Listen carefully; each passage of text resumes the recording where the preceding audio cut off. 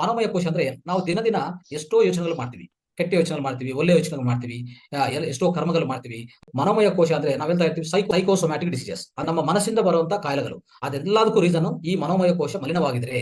ನಿಮ್ಮ ಮನೋಮಯ ಕೋಶ ಒಳಗಡೆ ಎಷ್ಟೋ ನಕಾರಾತ್ಮಕ ಆಲೋಚನೆಗಳು ಮತ್ತೆ ಅದರಲ್ಲಿರುವಂತಹ ಭಾವನೆಗಳು ನಕಾರಾತ್ಮಕವಾಗಿದ್ರೆ, ನೆಗೆಟಿವ್ ಆಗಿದ್ರೆ ಏನಾಗ್ತದೆ, ಅದರಿಂದ ನಮಗೆ ಒಂದು ನೆಗೆಟಿವ್ ಕೆಮಿಕಲ್ಸ್ ನಮ್ಮ ಬಾಡಿ ಒಳಗಡೆ ಸೇರ್ಕೊಂಡು ನಮ್ಮ ಆರೋಗ್ಯ ಕೆಟ್ಟ ಆಗುತ್ತೆ. ಅದಕ್ಕೆ ಏನಂತಂದ್ರೆ ಈ ಮನೋಮಯ ಕೋಶ ಅನ್ನೋದು ತುಂಬಾ ಕ್ಲೀನ್ ಆಗಿ ಇಟ್ಕೋಬೇಕು. ಮನೋಮಯ ಕೋಶ ಯಾವಾಗವಾಗ್ಲೂ ಅವಾಗ ಅಂದ್ರೆ ನಮ್ಮ ಮನೆ ಒಳಗಡೆ ಡಸ್ಟ್ಬಿನ್ ಯಾವಾಗ ಕ್ಲೀನ್ ಮಾಡ್ತಾ ಇರ್ತೀವಲ್ಲ, ಪ್ರತಿದಿನ ಕ್ಲೀನ್ ಮಾಡ್ತೀವ ಬೆಳಗ್ಗೆನೆ, ಅದೇ ತರ ನಮ್ಮ ಮನೋಮಯ ಕೋಶನು ಯಾವಾಗ ಕ್ಲೀನ್ ಮಾಡ್ಕೊಂತಾನೆ ಇರಬೇಕು.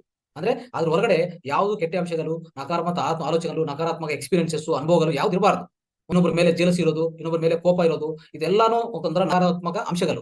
ಈ ಕಾಮ, ಕ್ರೋಧ, ಮೋಹ, ಲೋಭ, ಮದ, ಮಾತ್ಸರ್ಯ ಅಂತ ಏನ್ ಕರಿತೀವಿ ಅರಿಷಡ್ ವರ್ಗಗಳು, ಅದೆಲ್ಲಾನು ನಮ್ಮ ಮನಸ್ಸಿಂದನೇ ಉಂಟಾಗ್ತದೆ. ಆ ಮನಸ್ಸನ್ನು ಯಾವಾಗ ನೀವು ನೀಟಾಗಿ ಇಟ್ಕೊಂಡು, ಖಾಲಿಯಾಗಿ ಇಟ್ಕೊಂಡು, ಸ್ವಚ್ಛವಾಗಿ ಇಟ್ಕೊಂಡಿದ್ರೆ, ನಿಮ್ಮ ಮನೋಮಯ ಕೋಶ ಪರ್ಫೆಕ್ಟ್ ಆಗಿದ್ರೆ ನಿಮ್ಗೆ ಯಾವ ಕಾಯಿಲೆಗಳು ಬರಲ್ಲ.